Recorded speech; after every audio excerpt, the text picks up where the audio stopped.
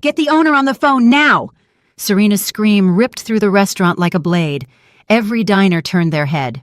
I sat in my corner booth, my coffee half finished, when my daughter-in-law burst into the main dining room. She was on the arm of my son, Marcus, surrounded by a group of stylish friends.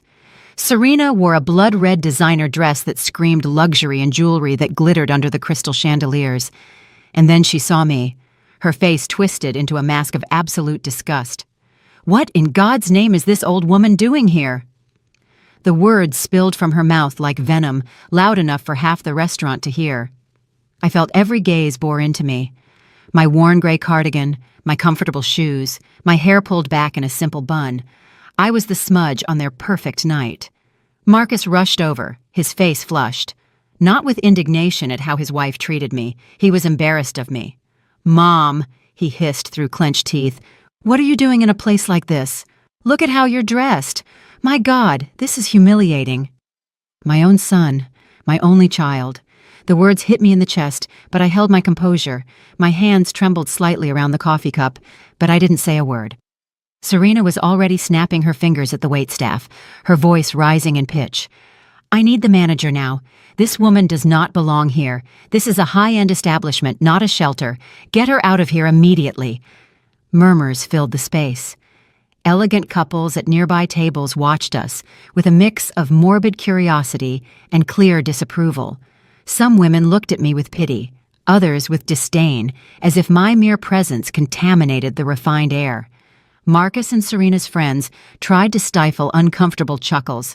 One of them muttered something about people who don't know their place.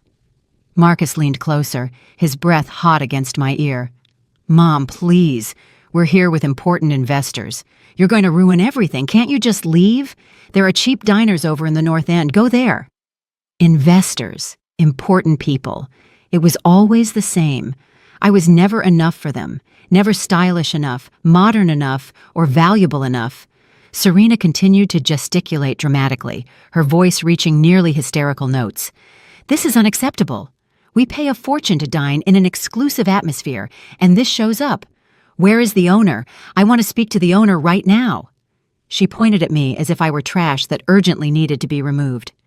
Her friends nodded, scandalized, whispering amongst themselves about the nerve of certain people. A young server nervously approached, trying to calm the situation. Serena cut him off before he could speak. "I don't want excuses. I want the manager. I want the owner. Someone needs to answer for this." The poor young man practically ran toward the back offices. Marcus avoided my gaze completely, focused on smiling tightly at his investors, trying to minimize the incident. I remained sitting, feeling as though 66 years of life had been reduced to this moment of absolute humiliation. My own son wanted to erase me from his existence. The seconds dragged like hours. Serena used every moment to fuel the fire. "I just can't believe it, can you? You come to celebrate, to close important deals, and you have to run into this situation. She probably sneaked in without a reservation, or worse, someone took pity on her and let her in." Her friends laughed, that cruel laughter familiar to women who enjoy stepping on others. One of them added, "Poor dear, she probably saw the place from outside and thought she could pretend to belong here." The laughter grew louder. Then Anthony Tony Davis appeared. The restaurant manager walked toward us with his characteristic calm elegance, impeccable suit, upright posture, a professional smile that revealed nothing. Serena pounced on him immediately. "Finally! I need you to get this woman out of here immediately. She's ruining everyone's experience. Look at how she's dressed. This is embarrassing for your establishment." Tony listened in silence, nodding slightly, his expression completely neutral. Then his eyes settled on me. For a second, something flickered in his gaze. Something Serena missed because she was too busy relishing her moment of power. Marcus chimed in, his voice attempting to sound authoritative. "Look, we don't want to make a bigger scene. Just handle it discreetly. Take her out through the kitchen exit if you have to." Through the kitchen, as if I were garbage that didn't even deserve to use the main door. Tony took a deep breath.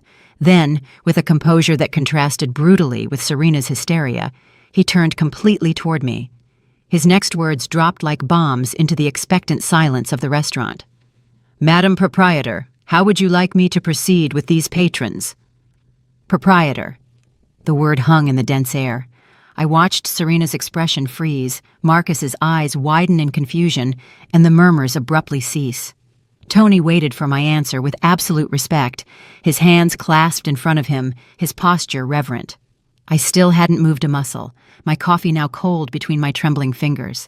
66 years old, 5 years widowed, a lifetime spent building something my own children knew nothing about. And there I was, in my restaurant, being treated like an obstacle by the family I gave everything to. The silence that followed was deafening. Proprietor. That word kept echoing in the air like a ringing bell. I saw Serena blinking, her mouth opening and closing without a sound. Marcus had paled by 3 shades, his hand gripping the back of a nearby chair as if he needed physical support. The investors exchanged confused glances. Serena's friends had stopped laughing.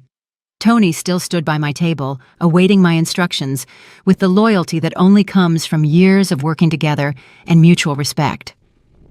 But I still couldn't speak. I had a knot in my throat the size of a fist.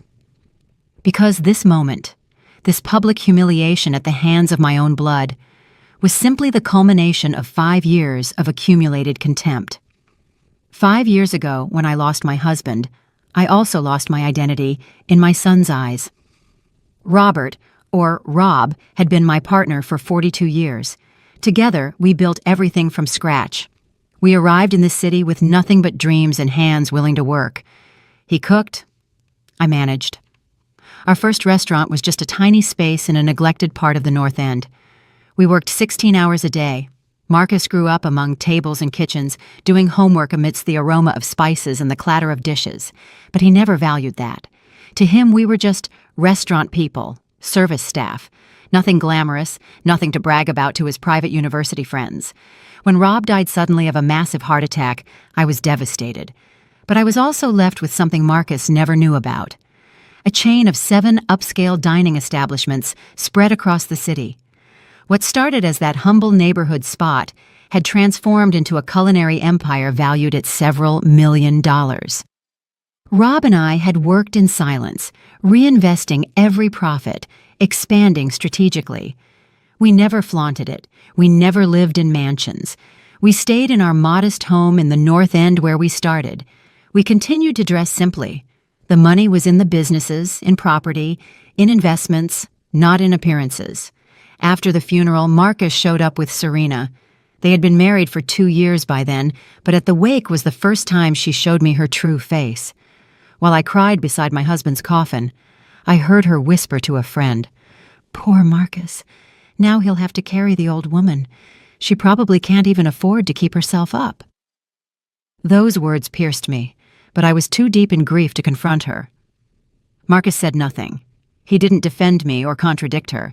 He simply nodded with resignation, as if I truly were a burden he now had to endure. The following months were revealing. Marcus only visited when he needed cash. "Mom, I have expenses. The condo, the car. Serena wants to redecorate." I always gave him money, $500 here, $1,000 there. He never asked where the money came from. He assumed it was my husband's savings, a small widow's pension, something small that would eventually run out. I never told him about the restaurants. I don't know why. Maybe I sensed that knowledge would fundamentally change something in our relationship. Maybe I wanted to protect the last thing I had left of Rob. Maybe deep down, I already knew my son didn't love me for who I was, but for what he could get. Serena made everything worse. She came from a family with money, or at least that's what she constantly claimed. Her father had businesses. Her mother organized charity events. Serena had gone to expensive schools and traveled through Europe. To her, I was the embarrassing mother-in-law, the poor widow from the humble neighborhood. At family gatherings, she introduced me with disdain. "This is Eleanor, Marcus's mother. She lives in the old neighborhood where they had their little food business." Little business, as if 40 years of work were meaningless, as if Rob's sweat didn't deserve respect. 2 years ago, my grandson Elias was born, my only grandson. When Serena was pregnant, I knitted blankets, bought clothes, and prepared everything with the joy of a first-time grandmother. The day of the delivery, I waited 12 hours at the hospital. When they finally let me in, Serena looked at me with annoyance. "Only 15 minutes. I'm tired, and we have important visitors coming after this." 15 minutes with my grandson. That was all. In the following weeks, I tried to visit them. I brought homemade food, modest gifts. Serena always had excuses. "We're busy. The baby is sleeping. We have the pediatrician." Better another day. Another day that never came. Marcus stopped returning my calls. Messages went unanswered. I kept insisting because the pain of not seeing my grandson was eating me up inside, until one day, 6 months ago, I showed up at their condo unannounced. I rang the bell repeatedly. Serena opened the door with fury in her eyes. "What part of 'we're busy' don't you understand? That's enough, Eleanor. You're being invasive, desperate, pathetic." The door slammed in my face. I heard Elias crying inside, my grandson, and I was outside like an unwanted stranger.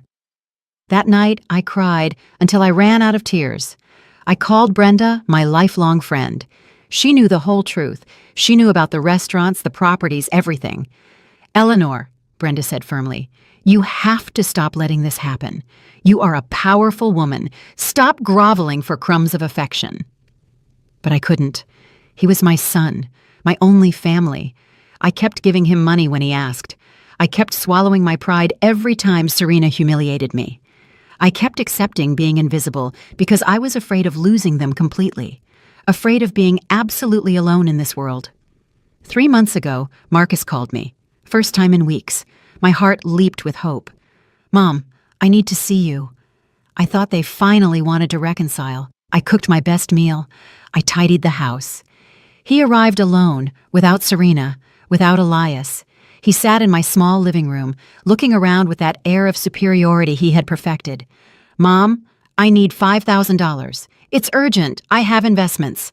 I looked at him, really looked, for the first time in months.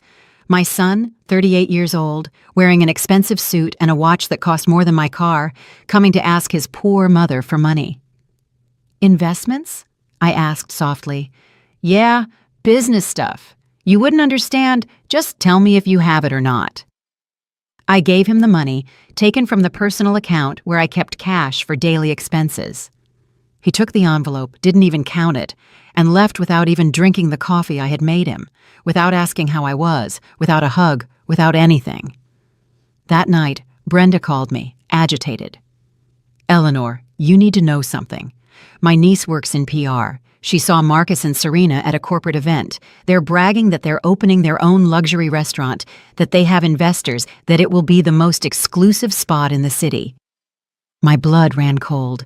My money, my years of silent help, all to finance a dream that completely excluded me. A restaurant that would compete with mine, built with my own money, without them even knowing I was their competition. That's when I decided something. I wasn't going to say anything yet. I was going to watch. I was going to see how far their contempt would go, how far they were willing to sink me before I revealed the truth. I continued my simple life, visiting my restaurants discreetly, meeting with Tony and my other managers in private offices. I kept wearing my modest clothes, living in my humble home, but inside, something had changed. The pain was transforming into something colder, harder, more final. And then came this evening, this dinner that was supposed to be quiet, this moment where my own family dragged me through the dirt in front of strangers. Tony's question still hung in the air, awaiting my answer. I slowly raised my gaze to Tony. I saw the genuine concern in his eyes, the loyalty from years of working together, but I saw something else too. He was waiting for me to finally defend myself, to set boundaries, to stop letting them walk all over me. My voice came out weaker than I would have liked. "Tony, please. Let them finish their dinner in peace. I was just leaving anyway." I stood up, my legs trembling slightly. I took my worn handbag, avoiding everyone's eyes. Tony frowned, clearly disappointed by my answer, but he nodded with professionalism. I walked past Marcus without looking at him, past Serena, who now looked confused and vaguely triumphant all at once. I left the restaurant with my head down, feeling the weight of dozens of eyes pinned on my back. Outside, the cold night air hit my face, and then, finally, the tears came. It wasn't the first time they had humiliated me. Heaven knows it wasn't. This was simply the drop that spilled over a cup that had been silently filling up for years. I remembered that Christmas. 18 months ago, Serena hosted a family dinner at their condo. She invited me, but with conditions. Eleanor, please try to look presentable. Marcus's parents, my family will be here too. We don't want them to think we are, well, you know. She didn't want them to think what? That her husband came from working people? That her mother-in-law didn't wear designer clothes? I arrived at that dinner wearing a green sweater I had bought especially for the occasion. It wasn't expensive, but it was new and fit me well. I carried a cake I had baked myself, my grandmother's recipe. I knocked on the door with my heart full of hope. Maybe this time would be different. Maybe we could be a real family. Serena opened it. She looked me up and down, and her smile tightened. "Oh, you came." As if my presence were an unpleasant surprise when she had invited me herself. She let me in, but not to the main dining room where everyone was. She took me to the kitchen. "Can you leave the cake here? You better wait a moment before coming out. Not everyone has arrived yet." I stood in that kitchen like an employee waiting for orders. I heard the laughter from the dining room, the animated conversations. Serena's parents had arrived, her sister, close friends. 20 minutes passed, then 30. Finally, I walked out on my own. When I entered the dining room, the conversation abruptly stopped. Serena practically jumped out of her chair. "Eleanor, so glad you came out. Look, I'll introduce you to everyone." She did so with that fake smile I knew so well. "This is Marcus's mother. She lives on the North End. She has a very cozy little house." Cozy little house. Code for insignificant poor person. Serena's mother, a woman with too much Botox and excessive jewelry, looked at me the way one looks at an insect. "Oh, how quaint. And what did your husband do?" Past tense, as if Rob didn't even deserve to be remembered. "We had restaurants," I said simply. Serena quickly interrupted. "A small restaurant, comfort food. Nothing fancy, it's not around anymore." A lie. She didn't know anything, but she made me seem even more insignificant. The rest of the dinner was torture. They sat me at the end of the table, as far as possible from the center of attention. No one spoke to me. When I tried to contribute to a conversation, Serena abruptly changed the subject. My cake never left the kitchen. At dessert time, she served one bought from an expensive bakery, presenting it as if it were the only dessert of the night. When I said goodbye, Marcus didn't even get out of his chair. "Bye, Mom. Drive safe." That was all. I got home and threw my cake in the trash. I cried over the sink, wondering when I had lost my son, when I had become an embarrassing obstacle instead of the mother who gave him everything. That night, I called Brenda, sobbing. She came to my house, hugged me, and let me cry on her shoulder. "Eleanor, that's enough. You have to stop them. How long are you going to allow this?" But I couldn't. I clung to the hope that they would change, that one day Marcus would remember who raised him, who loved him unconditionally. Then came Elias's birthday. My grandson turned 1 year old. Serena posted photos on social media of an elaborate party, themed decorations, a professional dessert table, entertainers, dozens of guests. I wasn't invited. I didn't even know about the party until I saw the photos online. My grandson, blowing out his first candle, surrounded by strangers, and I, his grandmother, was completely excluded. I sent Marcus a message. "I saw the photos from Elias's birthday. He looked beautiful. I wish I could have been there." His reply arrived 3 hours later. "It was a small party, Mom. Just close family." Close family. I wasn't close family. Those words broke something inside me that couldn't be repaired. 2 weeks later, they showed up at my house unannounced. It was Saturday morning. I was in my pajamas, my house untidy. I opened the door in surprise. Marcus walked in without greeting me, looking around with disapproval. "Mom, we need to talk about something important." Serena followed him, carrying Elias. My heart skipped a beat when I saw my grandson. I instinctively reached out my arms. Serena moved away, shielding the baby as if I were dangerous. "He's tired." They sat on my old sofa. Marcus went straight to the point. "Mom, Serena and I have been talking. We need you to understand something. We have busy lives, responsibilities, a son. We can't be constantly worrying about you." worrying as if they ever had. "I don't understand," I said, my voice barely a whisper. Serena sighed dramatically. "Eleanor, you're older. You live alone. Eventually, you're going to need help, care. We want to make it clear that we can't be responsible for that. You should start looking into assisted living, places with people your age and professionals to look after you." They were planning my placement in a nursing home. I was 64 at the time. I was perfectly healthy, active, but to them, I was already a future problem they wanted to solve in advance. "I'm fine," I managed to say. "I don't need help." Marcus shook his head. "Mom, be realistic. This house is falling apart. Your car is 15 years old. You barely have enough to live on. We can't keep subsidizing you forever." Subsidizing me. I, who had given him thousands of dollars over the years. I, who had more money than he would ever have. But I remained silent. I kept protecting my secret as if it were the only dignity I had left. Serena added with false sweetness, "Besides, when you pass on, we have to think about practical things.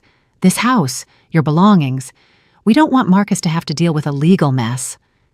They were planning my death, discussing my inheritance in front of me as if I were already a ghost. "In fact," Serena continued, "it would be good if you gave us a copy of your will to keep everything in order, just to avoid surprises." Marcus nodded. "It's logical, Mom.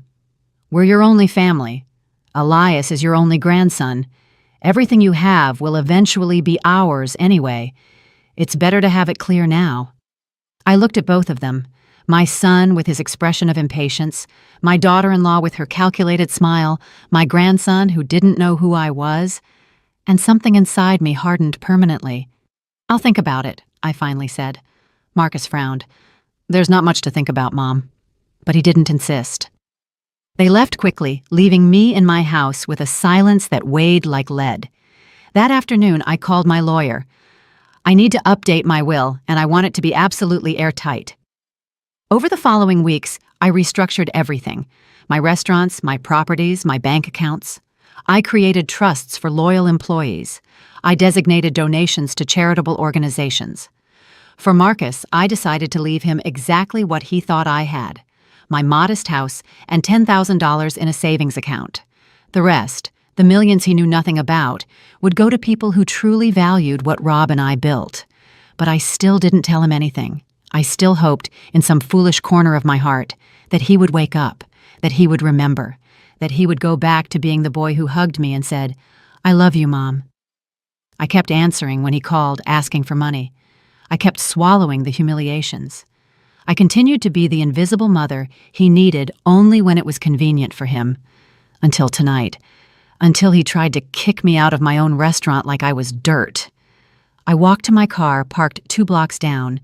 The same old car Marcus criticized. Tears blurred my vision. My phone rang. It was Brenda. "Where are you?" "Tony called me. He told me everything." Her voice trembled with fury. "Eleanor, stop. Stop protecting them. Stop hiding. It's time for them to know who you really are." "I can't," I told Brenda, my voice breaking. "They're my family. He's my son." I heard her sigh of frustration on the other end of the line. "Eleanor, listen to me closely. Family doesn't treat you like this. Family doesn't humiliate you publicly. Family doesn't use you like an ATM while spitting in your face." She was right. I knew it. But a mother's heart doesn't understand logic. "Give me time," I pleaded. "Just give me a little more time." Brenda was silent for a long moment. Then, in a softer voice, she said, "Okay, but promise me that when the time comes to defend yourself, you will. Promise me you won't let them destroy you." I promised her, although I didn't know if I could keep it. I drove home with silent tears rolling down my cheeks, feeling that every mile was taking me not only away from the restaurant, but from the last vestiges of hope I had left. The following days were strange. Marcus didn't call to apologize, to explain, or even to ask for more money. Nothing. It was as if that night at the restaurant had never happened, as if publicly throwing me out was so normal it didn't even warrant a follow-up conversation. I continued my routine, discreetly visiting my other restaurants, reviewing financial reports, meeting with managers in private offices where no one saw me. On the outside, I was still Eleanor, the simple widow. On the inside, I felt like a building with increasingly deep cracks about to collapse. One afternoon, 2 weeks after the incident, Brenda came to my house with information. She sat across from me in my small living room, her face grim. "You need to know something. My niece, the one in PR, told me more details." My stomach tightened. Marcus and Serena are in serious, major financial trouble. I leaned forward, my heart racing. "What kind of trouble?" Brenda pulled out her phone, showing me screenshots. They've accumulated over $200,000 in debt, maxed out credit cards, personal loans, all to maintain that lifestyle they show off on social media. $200,000. The figure hit me like a punch. "How is that possible?" Brenda continued, her voice hard. "European trips they post on Instagram. That exclusive condo in Midtown that costs $4,000 a month in rent. Marcus's sports car, Serena's designer clothes, the elaborate parties. It's all a front, Eleanor. It's all debt. They are broke." I leaned back on the sofa, processing the information. All this time, while they treated me like a beggar, they were sinking financially. All that arrogance, that contempt, was built on a mountain of lies and credit. "There's more," Brenda added, and her tone grew even darker. "The restaurant plan is real, but they have no capital. They are desperate to get investors." That's why they were at my restaurant that day with those people. They were potential investors Serena was trying to impress. Everything made sense now. The exaggerated hysteria, the need to expel me. I ruined their carefully constructed image of a sophisticated, successful couple. A poor mother-in-law didn't fit the narrative they were selling. But here's the worst part. Brenda hesitated, as if the next words pained her to say. My niece overheard Serena talking to a friend. She said that when you died, they were going to sell your house immediately, that with that money they could pay off some debt and maybe get the down payment for the restaurant. My house. The house where I lived with Rob for 40 years, where we raised Marcus, where every corner held memories of a life of love and work. To them, it was just an impending business transaction. They were just waiting for me to die so they could cash in. Serena had said the exact words. "Hopefully she hurries up. That house is in an area that's appreciating. We could easily get $300,000. Brenda took my hand, her eyes full of tears. "Eleanor, they are speculating on your death, planning your funeral before you're even sick." I stood up, walked to the window, and looked at my small garden where Rob used to plant tomatoes. 66 years old. Statistically, I had perhaps 15 or 20 more years of life left, but to my son, that was too long to wait. I was more valuable dead than alive. "What are you going to do?" Brenda asked softly.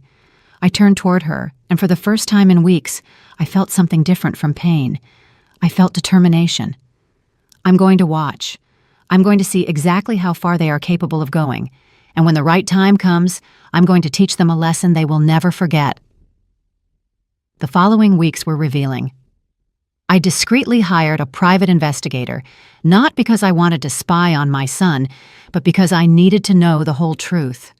The reports arrived weekly, each one more disturbing than the last. Marcus had lied on multiple loan applications, inflating his income. Serena had pawned jewelry that she later reported as stolen to collect the insurance. They had borrowed money from friends with promises of investment returns they never intended to keep. The list of people defrauded or deceived by them grew constantly, but what hurt me the most was discovering something about Elias. My grandson was being used. Serena took him to charity events, took photos with him, and posted them with emotional messages about giving to those less fortunate. Then she received donations from followers who thought she was genuinely helping charitable organizations. The money went directly into her personal account. She was using the innocence of her own son as a tool for emotional fraud. That information changed something fundamental in me. It was no longer just about me. It was about justice. It was about stopping two people who clearly had no moral limits. I began to move quietly. First, I spoke with my lawyers about fully protecting my assets. Then I discreetly began to investigate the supposed investors Marcus and Serena were courting. It turned out some were decent people being deceived with false financial projections and impossible promises. I considered contacting them, warning them, but Brenda stopped me. Not yet. You need the perfect moment, the moment where the impact is maximum. Meanwhile, Marcus finally called me. 3 weeks had passed since the restaurant incident. His voice sounded strained. "Mom, I need to talk to you. It's urgent." My heart, that foolish organ that still wanted to believe in miracles, skipped a beat. "Are you and Elias okay?" There was a pause. "Yeah, we're fine. I just need to see you. Can I come by tomorrow?" I accepted, of course. I cooked his favorite meal. I cleaned the house. A part of me still hoped he would come to apologize, to acknowledge what he had done, to say those magic words, "I'm sorry, Mom." He arrived punctually, but alone. No Serena, no Elias.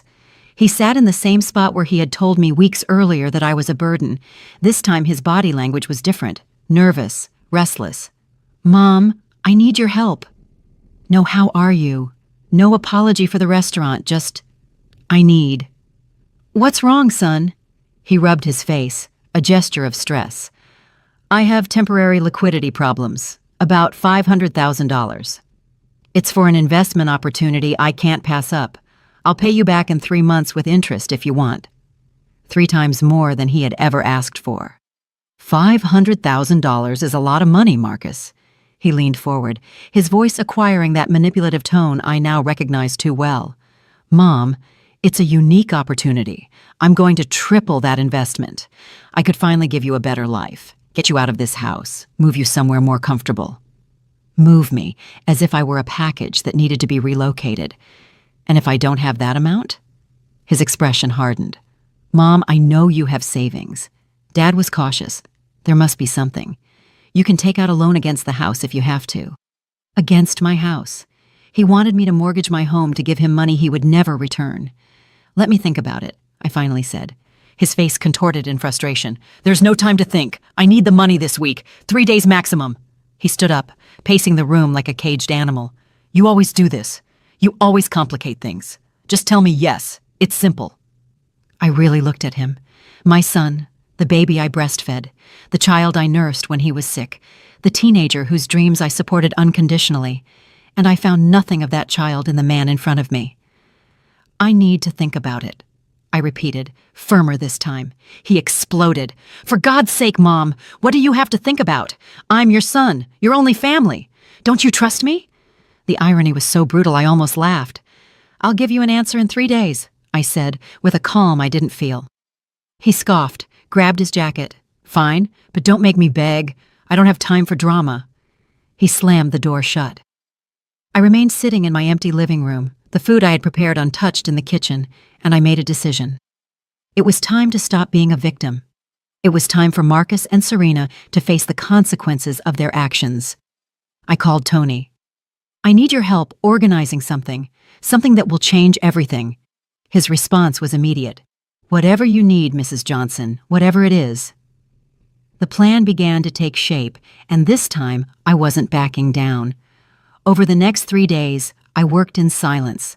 Tony and I met in the administrative office of my flagship restaurant, the one Rob and I had designed together 20 years ago. It was our pride, the most elegant in the entire chain. Glass walls with a view of the city skyline, a cutting-edge kitchen, a wine list that competed with the best European establishments, and absolutely no one in my family knew it was mine. "Mrs. Johnson," Tony said, sitting across from me with a folder full of documents, "I need you to explain exactly what you want to achieve, because I can arrange anything you ask, but I need to understand the final goal." I leaned back in the leather chair, the same one Rob used to sit in to review menus and accounts. "I want Marcus and Serena to see who I truly am, but not privately. I need it to be public, irreversible. I need the blow to be so strong that they can't deny it or minimize it afterward." Tony nodded slowly. "Are you sure? Once your identity is revealed, everything will change. Not just with them, but with your whole life." I thought for a moment. My quiet life, my comfortable anonymity, all of that would disappear. But what was the point of that tranquility if it came with constant humiliation? "I'm sure," I said finally. "It's time for my son to learn that respect is not optional." Tony opened the folder, showing me calendars and lists. According to my contacts, Marcus and Serena have scheduled a crucial dinner for this Friday. They are bringing their potential investors here, to this restaurant specifically. It's their last chance to get the capital they need. If they don't succeed, their restaurant plan collapses. Perfect. It was almost too perfect. How did you get that information? Tony smiled slightly. Serena made the reservation 2 weeks ago for 8 people. She requested the main table, the one in the center of the room. She wants everyone to see their meeting. She wants to stage a spectacle of success. Of course she does. Everything with Serena was a performance. Everything was a facade. Then, here's my plan, I said, leaning forward. I'm going to be here that night, at my usual corner table, dressed as always, simple, invisible. I'm going to let everything unfold naturally. Tony frowned. And if they try to kick you out again? If what happened 3 weeks ago repeats itself? I smiled, and it was a smile that held no warmth. I hope they try to kick me out in front of their investors. I hope they humiliate me one more time.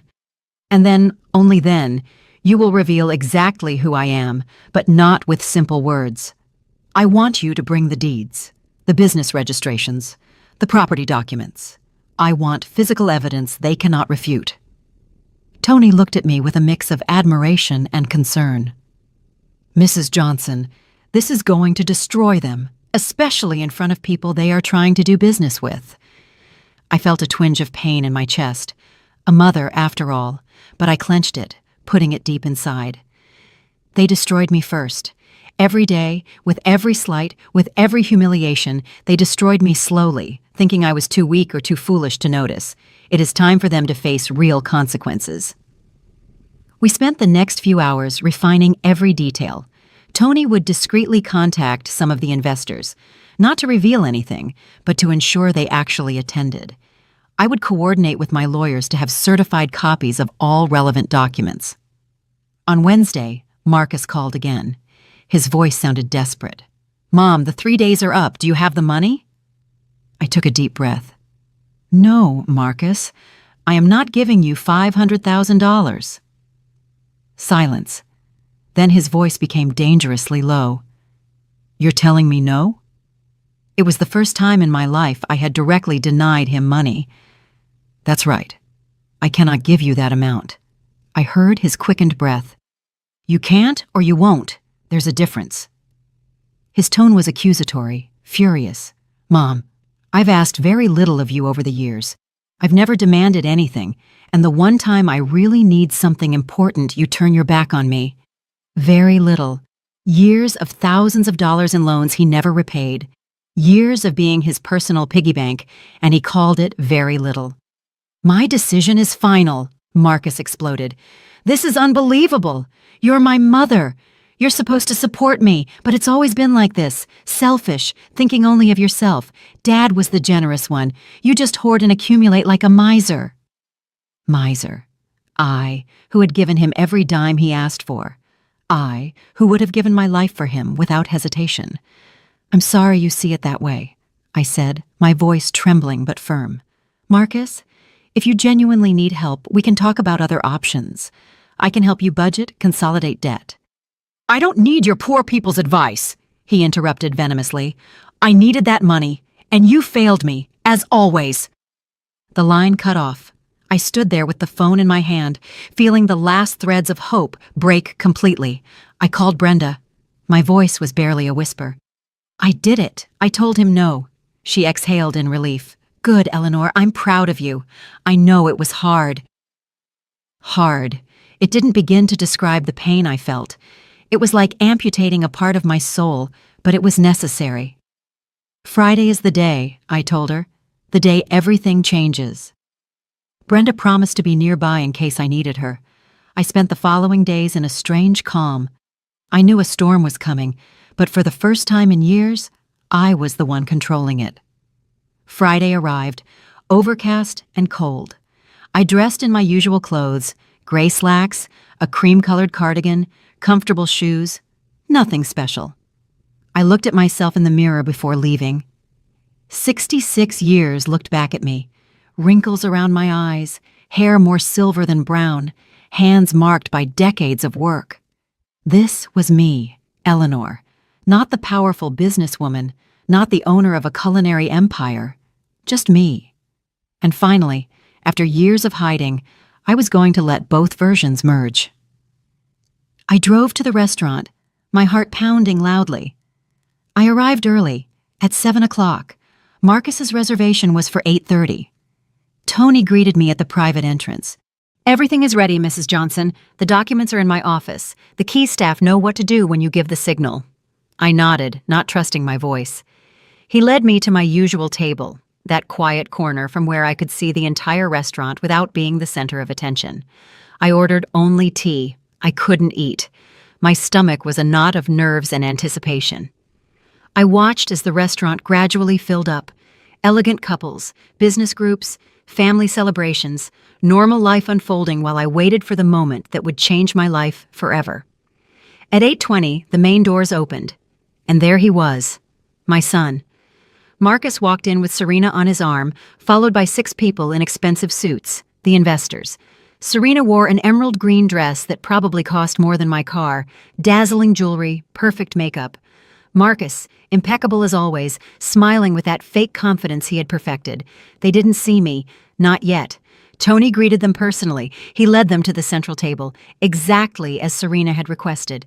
The table where everyone could see them, where they could shine. I took a deep breath. The show was about to begin. I watched them from my corner as they settled at the central table. Serena was in her element, laughing too loudly, touching the investor's arms with calculated familiarity. Marcus spread out folders with financial projections, pointing to graphs with rehearsed enthusiasm. I recognized 2 of the investors from the photos my investigator had collected. Serious business people with real capital, the kind of people who could make or break a project with a single decision. Serena immediately ordered champagne, the most expensive on the menu. I saw Marcus hesitate for a second at the price, but Serena ignored him. "Only the best for tonight," she declared, her voice reaching my corner. "We're celebrating the start of something great." 20 minutes passed. I sipped my tea slowly, barely breathing. Then it happened. Serena got up to go to the restroom, walking on those impossibly high heels that made her look more like a model than a real person. Her path led her directly in front of my table. Our eyes met. I saw her eyes widen in shock, then narrow with instant fury. She stopped dead in her tracks, her mouth forming a hard line. She quickly walked back to her table, leaning down to whisper something to Marcus. I watched him turn his head, searching for me. When he found me, his expression cycled through several emotions: surprise, shame, and finally, anger. He rose from the table, apologizing to the investors with a tight smile. He walked toward me with rigid steps, Serena following him like an angry shadow. My heart hammered against my ribs, but I kept my hands still around my teacup. Marcus reached my table, his voice low but vibrating with contained rage. "Mom, what are you doing here?" As if I needed permission to exist in public spaces. "I'm having dinner," I said simply. Serena leaned over the table, her eyes like knives. "Seriously? After you refuse to help your own son, you come here to spend money? Do you even know how much this place costs?" In fact, I knew exactly, down to the last penny. Marcus nervously looked toward their table, where the investors watched the scene with evident curiosity. "Mom, this is very important to me. Please don't ruin this night. You can just leave." Every word was a slap, but I had come too far to back down now. "I have the right to be here, like any customer." Serena laughed, that cruel sound I knew too well. "Customer, please! I bet you can't even afford the cheapest dish on the menu." She turned, looking for a waiter, snapping her fingers impatiently. "Excuse me, we need to speak to the manager. There's a situation that requires immediate attention." The waiter, a young man named Javier, who had worked with me for 3 years, looked at me discreetly. I gave him an almost imperceptible nod. "Continue." "Right away, ma'am," he said professionally. walking away. Marcus rubbed his forehead, his body language screaming stress. "Mom, please, I'm begging you. These investors are my only chance. If I close this deal, I can pay you back all the money I've asked for, but I need you to leave now." All the money, as if he ever intended to return it. Serena was no longer trying to be discreet. Her voice rose several decibels. "This is ridiculous. First, she shows up at our favorite restaurant weeks ago, embarrassing us in front of friends. Now this? It's like she's stalking us." Stalking. I was the stalker for existing in the same space as them. Nearby diners began to turn around, murmurs filling the air. A couple at the next table whispered as they watched us. An older man shook his head, clearly disapproving of the spectacle. Marcus noticed the growing attention and became even more nervous. "Serena, lower your voice." But she was in full-on performative indignation mode. "Lower my voice? Why? I'm tired of having to deal with this situation. Your mother doesn't understand boundaries. She doesn't understand her place." My place. I took a deep breath, feeling every fiber of my being want to scream the truth right there. But I held back. Not yet. Tony then appeared, walking with his quiet authority. "Good evening. I understand there is an inconvenience." Serena lunged at him like a predator on prey. "Yes, there is a huge inconvenience.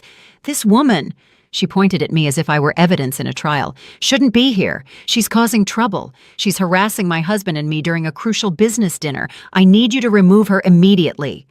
Tony looked at me, his expression perfectly neutral. "Has the madam caused any disturbance?" Serena scoffed with disbelief. "Disturbance? Her presence alone is the disturbance. Look at how she's dressed. This is a high-end restaurant. You have dress codes. You have standards." Tony consulted a tablet, pretending to check something. "According to our records, the madam is a regular customer. She has dined here on multiple occasions without incident." That only infuriated Serena more. "I don't care how many times she's been here. She probably pays with coupons or promotions. We are real customers. We spend real money here." The investors at the central table were now completely focused on the scene. One of them, a distinguished-looking man with silver hair, Mr. Arthur Davies, stood up and walked toward us. "Marcus, is there a problem?" His voice was deep, authoritative. Marcus quickly turned around, his fake smile instantly reappearing. No, Mr. Davies, just a minor family misunderstanding. It's being resolved." Mr. Davies observed me curiously, then Marcus. "Family?" Serena rushed to intervene. "It's Marcus's mother. She has issues, you know, advanced age. Sometimes she gets confused and shows up in inappropriate places. We're trying to handle the situation discreetly." Issues. Confusion due to age. She was painting me as senile in front of strangers. Mr. Davies frowned slightly. "I understand. Family situations can be delicate." But his tone had changed. There was something in his expression that showed disapproval, not toward me, but toward them. Tony intervened then, his voice polite but firm. "Allow me to resolve this appropriately. If you will give me a moment, I will consult with my supervisor on the best course of action." Serena scoffed. "Supervisor? Bring the owner if you have to. I want someone with real authority to handle this." The owner. She wanted to speak to the owner. The irony was so perfect I almost felt like laughing. Tony nodded professionally. "Of course. Allow me a moment." He walked away toward the administrative offices. Time seemed to stop. Serena returned to her table, talking animatedly with the investors, probably explaining the unfortunate situation with her troublesome mother-in-law. Marcus remained by my table for a moment longer. "Mom." His voice was barely a whisper now, but loaded with something that sounded like despair. "Why are you doing this? Why can't you just support me for once?" For once. As if decades of unconditional support counted for nothing. "Marcus," I finally said, my voice firmer than I felt, "I'm staying. I'm going to finish my dinner, and you're going back to your investors and continuing your meeting." His jaw tightened. "You are incredibly selfish." He turned and walked back to his table, leaving me with those words hanging in the air. Selfish. I was selfish for finally setting a boundary, for finally existing in a space they considered exclusively theirs. I watched Tony emerge from the offices, walking back with a leather binder in his hands. Our eyes met across the restaurant. He nodded slightly. It was time. The moment of truth that would change everything forever. My heart was pounding so hard, I thought everyone in the restaurant could hear it. Tony walked directly to Marcus's table, not mine. The leather binder under his arm seemed to weigh tons with the secrets it contained. The entire restaurant had caught on that something important was happening. Conversations at other tables had reduced to murmurs. Servers had stopped strategically in positions where they could observe without being obvious. Serena looked up when Tony arrived, her expression triumphant. "Finally! Have you spoken with the owner? Are you going to remove this woman?" Tony placed the binder on the table with a deliberate, smooth movement. "Ma'am, sir, I have consulted the situation with the appropriate person. Allow me to clarify a few aspects about this establishment." Marcus interrupted, his voice strained. "Look, we just want to resolve this quickly. We're in the middle of an important meeting. If you could ask my mother to leave, we would be very grateful. We can even leave a generous tip for the inconvenience." Tip, as if they could buy convenience. Tony maintained his perfect composure. "Sir, before proceeding, I need you to understand something fundamental about this restaurant." He opened the binder, taking out the first document. It was the official business registration, with government seals and dates going back 22 years. This establishment, along with 6 other restaurants in the city, belongs to a family-owned business group. Serena barely paid attention to the document, too focused on her own indignation. "That is very interesting, but I fail to see what it has to do with our situation," Tony continued, unperturbed. "It has everything to do with it, ma'am. You see, the majority owner of these establishments prefers to maintain a low profile. She does not seek publicity or recognition, but she is present more often than people imagine." He took out another document, this one with photographs. Photos of Rob and me at the opening of the first location. Photos of both of us at award ceremonies for the Culinary Association. Photos dating back decades. Mr. Davies leaned forward, squinting to see the images better. "Wait, that woman in the photos." Serena finally paid attention, picking up one of the documents. I watched her eyes scan the lines, her expression turning from irritation to confusion. "I don't understand what this is." Tony pointed specifically to a section of the property record.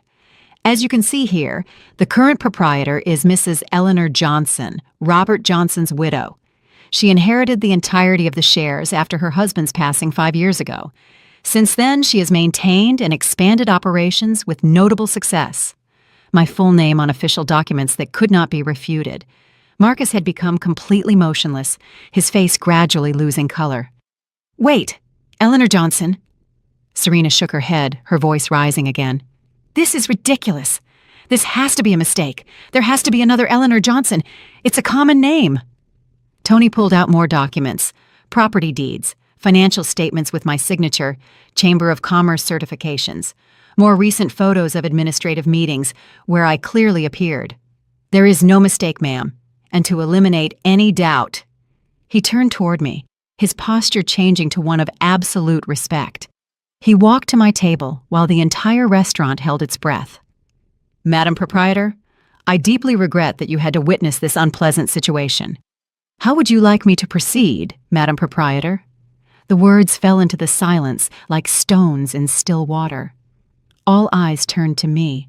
I felt the weight of dozens of gazes, but the only ones that mattered were my son's. Marcus was standing now, his chair pushed back, his mouth open in absolute shock. Serena had paled by 3 shades, the documents trembling in her hands. The investors exchanged knowing glances, clearly re-evaluating the entire situation. I stood up slowly, my legs firmer than I expected. My voice, when it finally came out, sounded calm, calmer than I had felt in years. "Tony, thank you for handling this with such professionalism." I walked toward the central table, each step feeling like miles. Marcus instinctively backed away when I approached, as if I were a dangerous stranger instead of his mother. "Mom, I didn't know." His voice broke off mid-sentence. Serena found her voice first, though it came out as a shriek. "This can't be real. You can't be the owner. You live in that awful house. You drive that old car. You dress like... She didn't finish the sentence, but she didn't need to. "Like a poor person?" Like someone insignificant? Like someone who doesn't need to impress anyone? I completed it for her. Like someone who built something real instead of a facade of appearances. Mr. Davies cleared his throat, his expression now clearly uncomfortable. Mrs. Johnson, allow me to formally introduce myself. I am Arthur Davies of Davies Capital Investments. I must say, I am familiar with your reputation in the industry. Your restaurants are legendary for their quality and exceptional management. He stood up, offering me his hand with genuine respect. I shook it, noting how Serena watched the exchange with growing horror. Another investor, an elegant middle-aged woman named Iris Chen, also stood up. Iris Chen, from the Crestwood Investment Fund. Mrs. Johnson, it's an honor. I've been trying to secure a meeting with you for months. Your operating numbers are impressive. Marcus had backed up until he hit his chair, gripping the back of it as if it were the only thing holding him upright. I don't understand why you never told me. Why did you let me think? His voice was barely a broken whisper. I looked him directly in the eyes for the first time in months, truly seeing him. Why did I let you think I was poor? Because I wanted to see if you loved me without money. I wanted to know if your mother was worth anything to you beyond what I could give you. The words came out with a pain I had been holding back for years. And I got my answer, Marcus. I got it every time you asked for money without asking how I was. Every time Serena humiliated me and you stayed silent. Every time you kept me away from my grandson. Serena recovered some of her earlier bravado, though it sounded hollow now. You deceived us. You made us think you were nobody. I turned to her slowly. I didn't deceive you. You assumed. You saw modest clothes and decided I was worthless. You saw humility and mistook it for poverty. You saw simplicity and decided it was stupidity. My voice rose slightly, years of humiliation transforming into words. You never asked me about my life. You never showed curiosity about how I paid the bills or where the money I constantly gave you came from, because you didn't care. You just wanted what you could extract from me while keeping me small enough to feel superior. The restaurant was in absolute silence. Even the servers stood motionless. Marcus tried to approach, his hand extended. Mom, I'm sorry. I didn't know. I stopped him with a look. You didn't know what, Marcus? You didn't know that treating me like trash was wrong? Did you need to know I had money to treat me with basic respect? Tears began to stream down his cheeks. It wasn't my intention. Serena interrupted him, her voice now desperate. Eleanor, can we explain? There have been misunderstandings, stress, financial pressures have made us act in ways. Her voice trailed off as I looked at her. Financial pressures. I pulled out my phone, opening the reports from my investigator. Are you referring to the $200,000 in debt? The insurance fraud with the jewelry? Using photos of Elias to defraud charitable donations? I watched the color completely drain from her face. The investors had gotten up now, clearly wanting to distance themselves from the situation. Mr. Davies picked up his briefcase. I believe this is not an appropriate conversation for us, Marcus. I think our potential partnership needs to be reconsidered. The other investors murmured agreements, beginning to withdraw. Serena watched them leave, her dream of funding crumbling before her eyes. The investors left one by one, leaving Marcus and Serena alone at that table that was supposed to be their moment of triumph. The plates of expensive food remained untouched. The $300 bottle of champagne was warming in its ice bucket, bubbles losing their fizz like my son's illusions. Serena slumped into her chair. Her emerald green dress, which had seemed a symbol of success moments ago, now looked like a cheap costume. Marcus was still standing, his hands trembling as he tried to process what had just happened. The entire restaurant watched, some diners with pity, others with satisfaction at the drama unfolding before them. I remained there, feeling the weight of 66 years of life condensed into this unique moment. Mom, Marcus finally found his voice, though it came out as a broken croak. Please, can we fix this? I can explain everything. I took a step toward him, keeping enough distance to see his full face. Explain what, exactly? Explain why 3 weeks ago you tried to kick me out of this very restaurant? Explain why you've kept me away from my grandson for 2 years? Explain why every time you looked at me, you saw shame instead of pride? Each question was a precise thrust, aimed at the heart of years of accumulated pain. Marcus shook his head, tears running freely down his cheeks now. "I love you, Mom. You're my mother. You've always been important to me." I felt my own throat tighten with emotion, but I pushed it down. I had cried enough in private. Now was the time for truths. "Don't confuse needing me with loving me, Marcus. You needed me as a source of money. You needed me as an emotional safety net when it suited you. But loving me would have meant respecting me even when you thought I had nothing to offer you." I pointed at Serena, who was now weeping silently, her makeup running down her cheeks. "She showed you who to be, and you chose to become that person. You chose superficial values over real ones. You chose appearances over substance, and the most painful thing is that you chose her approval over your mother's love." Serena looked up, her voice coming out between sobs. "I'm sorry, Eleanor. I really am. I came from a family where appearances were everything, where status defined your worth. I didn't know how to be different." It was the first time I heard her sound genuine, vulnerable, but apologies after being caught always sound different from apologies born of real remorse. "Serena," I said, my voice softer but firm, "you had countless opportunities to truly know me, to see beyond my clothes or my house. Every time I cooked for you with love, every time I knitted clothes for Elias, every time I offered genuine help, you could have chosen to see me as a person. You chose to see me as an obstacle." Tony discreetly approached, leaning down to speak quietly. "Mrs. Johnson, would you like privacy? Should I prepare one of the private rooms?" I considered the offer.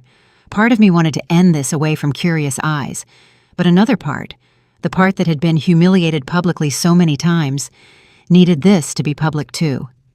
"No, Tony, thank you. This needs to end here, where it began." He nodded with understanding, backing away but remaining nearby in case I needed him. Marcus took a step toward me, his arms extended as if wanting to hug me. "Mom, please give me another chance. I can change. We will be different. Serena and I can learn. Just don't abandon us." "Don't abandon them." The irony was crushing. "Marcus, you abandoned me first, years ago, when you decided I didn't fit into the life you wanted to project." I took a deep breath, feeling the next words about to change our relationship forever. "I came tonight not to humiliate you. I came because you needed to face real consequences. You needed to understand that actions have weight, that you can't treat people as disposable and expect them to always be available when you finally need them." I pulled an envelope from my handbag, one I had prepared days ago with my lawyer. I placed it on the table in front of Marcus. "What is this?" he asked, his voice trembling. "It's a letter from my attorney. It explains how I've restructured my will and my assets." I saw his eyes widen with panic. "Mom, no!" I interrupted him, raising my hand. "Listen to me completely before speaking. Your inheritance now consists of this house where you grew up and $10,000 in cash. The rest of my properties, restaurants, and investments will go into a trust that will benefit my loyal employees, charitable organizations that feed those in need, and an educational fund for Elias, which he will receive when he turns 25, administered by independent third parties."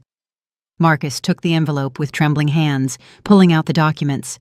Serena read over his shoulder, her face passing from shock to absolute despair. "You can't do this, Eleanor," she whispered. "We're your family. Elias is your grandson." My heart broke a little more, but I kept my voice firm.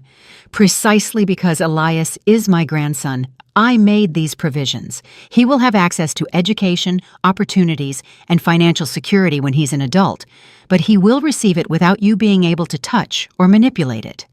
And he will learn, hopefully, that money comes with responsibility and respect for others."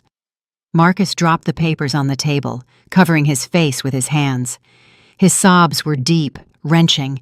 A maternal part of me wanted to comfort him, to hug him like when he was a child having nightmares. But he wasn't a child anymore. He was a man who had made deliberate choices for years. "This does not mean I am cutting you completely out of my life," I continued, feeling my own tears threatening to fall. But it does mean our relationship needs to be rebuilt from scratch, with honesty, with mutual respect, without financial transactions involved. I looked directly at Serena. And it means that if you want me to be a part of Elias's life, it will be under very different terms. Not as the embarrassing grandmother you keep hidden, but as a real part of his life, or nothing at all. Serena opened her mouth to respond, but nothing came out. Marcus lifted his face, red and swollen from crying. "What do we have to do? Tell me what to do to fix this." It was the wrong question. It's not about doing something to get my money back, Marcus. It's about doing something because you genuinely want to be a better person, because you care how your actions affect others, because you want your son to grow up seeing real values instead of hypocrisy. I crouched down slightly to meet his eyes. When your father died, I lost my life partner, but I thought I at least had my son. Discovering that I was only valuable to you when you thought you could get something from me was worse than any widowhood. My voice finally broke on that last word. Hot tears rolled down my cheeks. It hurt every day, every slight, every time Serena insulted me and you said nothing, every photo of Elias on social media, knowing I couldn't be there. Marcus reached out his hand to me, and this time, I didn't reject it. I took it, feeling his cold, trembling fingers. "I am so sorry, Mom. I am more sorry than words can express." I squeezed his hand briefly, then let go. "I know, and maybe one day that 'I'm sorry' will be enough to rebuild something real between us, but today is not that day." I straightened up, wiping my tears with dignity. Tony instantly appeared at my side, offering me a clean handkerchief. I took it gratefully, wiping my face. The restaurant remained in a sepulchral silence. Everyone present had witnessed an intimate and devastating moment. I turned to the diners, my voice clear. "I apologize for the spectacle. Please continue with your dinners. Champagne is on the house tonight, courtesy of the management." A slow applause started at a table in the back, then spread. It wasn't the joyful kind of celebratory applause. It was something deeper, more respectful. It was recognition. It was solidarity. It was people who had seen an injustice corrected, pain named, and dignity reclaimed. I walked toward the exit with my head held high, Tony escorting me. Behind me, I heard Marcus call out one last time, "Mom, wait!" I stopped but didn't fully turn around. "I'm going to change. I promise." My voice came out soft, but firm. "Don't do it for me, Marcus. Do it for you. Do it for Elias. Do it because it's the right thing to do." And then I left the restaurant, stepping out into the cold night, feeling that something heavy had finally been released from my chest. The night was cold and clear when I left the restaurant. The stars shone with a clarity I hadn't noticed in years. Brenda was waiting for me in the parking lot, leaning against her car. When she saw me, she ran to me and hugged me without a word. I let her hold me, finally allowing myself to collapse now that I was away from all those gazes. I cried on her shoulder, not only from the pain of what I had just done, but also from the relief. The relief of finally having spoken the truth, of having set boundaries, of having stopped swallowing my own dignity to maintain a false peace. "You did it," Brenda murmured into my ear. "I'm so proud of you." We stayed like that for several minutes until my tears dried and my breathing calmed. I drove home in silence, Brenda following in her car to make sure I arrived safely. My small house greeted me with its comforting familiarity. The walls Marcus had despised, the furniture Serena had deemed shameful. Everything looked different now. Not better or worse, just different. As if I had recovered something I had lost without realizing it. I made myself a cup of tea and sat on my old sofa, the same one where Rob used to read the newspaper on Sundays. Brenda sat next to me, patiently waiting for me to speak. "Do you think I was too hard?" I finally asked. She shook her head firmly. "You were fair. There's a huge difference between being hard and simply refusing to enable abuse." The following days were strange. My phone rang constantly. Marcus called several times a day, leaving long voicemails apologizing, explaining, pleading. Serena also called, her tone oscillating between genuine remorse and veiled desperation. I didn't answer any calls for the first week. I needed silence. I needed to process decades of pain that I had been pushing down. Tony kept me informed about the restaurant. Apparently, the story had leaked among the city's business circles. Some local media outlets had tried to contact me for interviews. I declined them all. This was not a story for public consumption. It was my life, my family, my private pain. 2 weeks after that night, I received a letter. Not a text message or an email, but a handwritten letter on good paper. It was from Marcus. I opened it with trembling hands, reading words that seemed to come from a deeper place than anything he had told me in years. He spoke of therapy he had started, of honest conversations with Serena about their values and priorities, of selling the expensive condo and moving to something more modest, of seeking real work instead of investment schemes, of wanting Elias to grow up knowing the value of honest work and respect for all people, regardless of their outward appearance. He didn't ask for money. He didn't ask me to reverse my decisions about the inheritance. He only asked at the end of the letter for the possibility of rebuilding a real relationship. I cried reading that letter, not from sadness, but from something more complicated. Hope mixed with caution, love mixed with self-protection. I replied with my own handwritten letter. I told him I appreciated his words, but that long-term actions would speak louder than any immediate promise. I told him I was willing to try, slowly, with clear boundaries, that we could start with occasional coffees, conversations without an agenda, rebuilding trust brick by brick, and that more than anything, I wanted to know my grandson, really know him, be present in his life if they genuinely allowed it. A month later, we had our first coffee in a neutral place, not at my restaurant or in their part of the city, just the three of us, Marcus, Serena, and me. It was awkward at first, forced conversation, long silences, but there was something different in their eyes, less arrogance, more humility. Serena formally apologized, no excuses, no justifications, just acknowledging the harm caused. I didn't forgive her immediately. True forgiveness takes time, but I acknowledged her effort. Marcus spoke about his new job, one with a modest but honest salary, about how he felt lighter without the pressure of maintaining impossible appearances, about the conversations he was having with Elias about kindness and respect, even at the child's 2 years old. 3 months after the restaurant incident, I finally met Elias properly. Marcus and Serena invited me to a public park. My grandson ran among the swings, his laughter filling the air. When he saw me, he hesitated. I was a stranger to him. But Marcus knelt down to his level, pointing to me. "Elias, this is your Grandma Eleanor, the person who made you that scarf you like so much." I had continued knitting for him, sending gifts through Marcus, not expecting recognition. The boy looked at me with those huge, curious eyes. Then he ran toward me with the absolute trust that only children have. He hugged my legs. I felt my heart simultaneously explode and rebuild itself. We spent the afternoon playing. Elias showed me how to climb the slide, how to swing, how to look for insects under the rocks. Marcus and Serena watched from a nearby bench, giving us space but remaining present. When the sun began to set, Elias yawned in my arms, his head heavy against my shoulder. "Grandma, you smell nice," he murmured sleepily. Those simple words meant more than any elaborate apology. They meant future. They meant possibility. They meant that maybe, just maybe, something good could grow from all this pain. The rebuilding was slow. There were setbacks, moments where old patterns tried to resurface. But something was fundamentally different.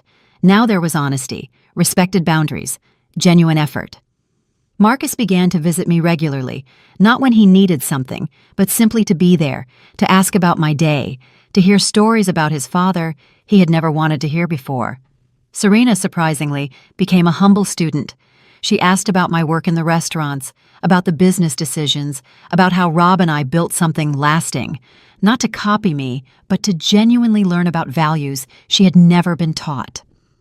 6 months later, on my 67th birthday, Marcus organized a small dinner, not in an elegant venue, but in my house.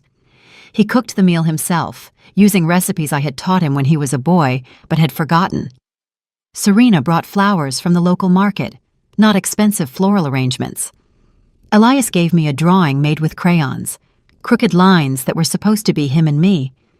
I hung it on my refrigerator, where it remains to this day. That night, after Elias fell asleep on my old sofa, Marcus took my hand. "Thank you for not giving up on us, for giving us this chance to be better." I squeezed his hand back. "Thank you for taking it, for choosing real change instead of just saying words." Today, 2 years after that night at the restaurant, my life is different, but also similar. I still live in my modest house. I still drive my old car. I still dress simply. But now Marcus understands that those choices don't come from poverty, but from values. I still manage my restaurants, though now Marcus occasionally accompanies me to administrative meetings, genuinely learning the business, not to inherit it, but to understand his father's legacy. Serena started working for a real charitable organization, using her social media skills for genuine causes instead of self-promotion. And Elias, my sweet Elias, comes to my house twice a week. We bake cookies together. I tell him stories about his grandfather. I teach him that people's value is not in their clothes or their house, but in their heart and their actions. The reconciliation didn't erase the pain. The scars remain. There are days when I remember the humiliations, and they still hurt. There are moments when I see Marcus and Serena, and a part of me remains cautious, protecting my heart from future hurt. But there are also moments of genuine laughter, of real connection, of love that is learning to exist without conditions or transactions. I learned that setting boundaries is not cruelty, that demanding respect is not selfishness, that protecting your dignity does not make you less loving. And I learned that it is never too late to teach, even your adult children, that every person deserves to be treated with basic humanity, regardless of how much money they have or how they dress. That night at the restaurant changed everything, not because I revealed my wealth, but because I finally revealed my worth. And that worth never depended on how many restaurants I owned or how much money I had in the bank. It depended on my humanity, my dignity, my right to be respected simply for existing. Rob would have been proud, not of the empire we built, but of the woman who finally defended that empire when it mattered most. Today, I dine at that same restaurant regularly. Sometimes alone, enjoying the peace. Sometimes with Brenda, celebrating our unbreakable friendship. And sometimes with Marcus, Serena, and Elias, building new memories on the ashes of the old ones. Respect is not inherited, it is earned, it is chosen, and it is protected, even when it hurts, especially when it hurts, because in the end, the only thing we truly possess is our dignity, and no one can take that away from you unless you let them. Did you like my story, and which city are you listening from? Let's meet in the comments. If you like the story, you can support me by sending a super thanks so I can keep bringing more stories like this. Thank you so much for your sweet support. I'm looking forward to your comments on the story. On the screen, you can see 2 new life stories that I highly recommend. There's so much more on my channel. Don't forget to subscribe. See you in the next life story with love and respect.